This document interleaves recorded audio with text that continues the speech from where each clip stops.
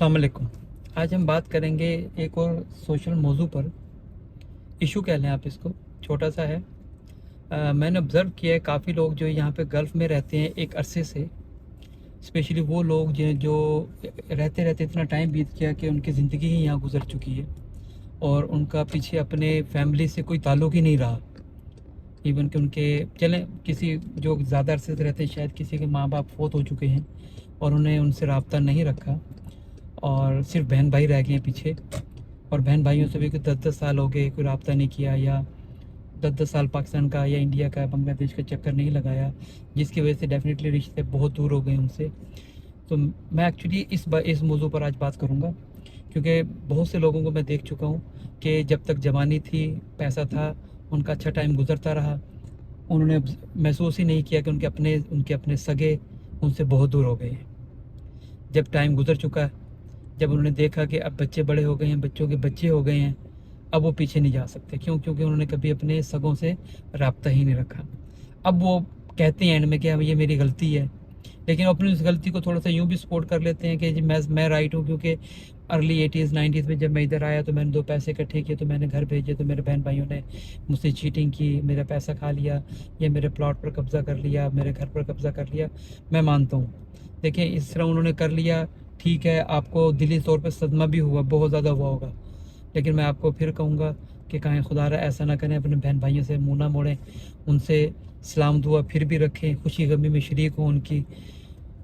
क्योंकि जब इंसान का एंड आता है ना, उस वक्त बहुत ज़्यादा फीलिंग्स आती हैं कि जी मेरे पास कोई नहीं है, मेरे पास अपना होना चाहिए।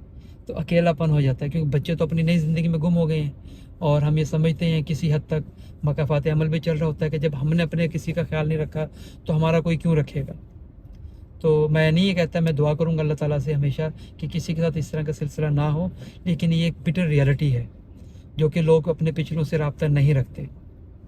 मैं ये कहूँगा बेशक उन्होंने आपके साथ चीटिंग की, कुछ भी किया है, तो आप ही का खून ना, आप एक ही खून है हम लोग, तो क्यों ना उनसे वापस रब्ता किया जाए, उनसे दोबारा बातचीत की जाए, ताकि ये मामलात सीधे हों।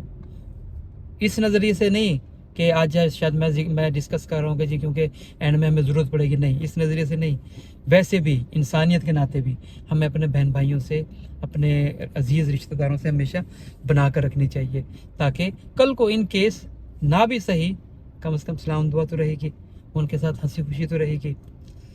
ये एक छोटी सी चीज़ है जो मैं आज डिस्कस करना चाहता था, क्योंकि मैं ऑब्ज़र्व कर चुका हूँ पर्सनली यहाँ पर अपने इस 15-20 साल के टाइम में यूएई में, कि काफ़ी लोग हैं जिन्होंने रब्ता नहीं रखा, उनके साथ ये हादसात हुए जो मैंने अभी डिस्कस किए। कोई उनकी सेविंग्स खा गए, उनकी इस तरह की चीज़ें खाई गई, प्लॉट पर कब्ज़ा हो गया, घर पर हो गया, या उनसे चीटिंग कर झूठ बोल कर पैसा लिया गया, जिसकी वजह से उनको दिली सदमा हुआ।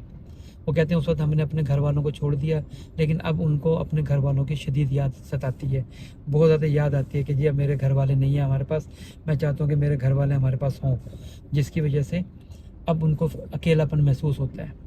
आप मेरी इस बात से कितने ज़्यादा मुत्तफिक हैं, आपको ये बात अच्छी लगी या बुरी लगी, मुझे कमेंट करके ज़रूर बताइएगा। दुआ में याद रखिएगा। अस्सलाम वालेकुम।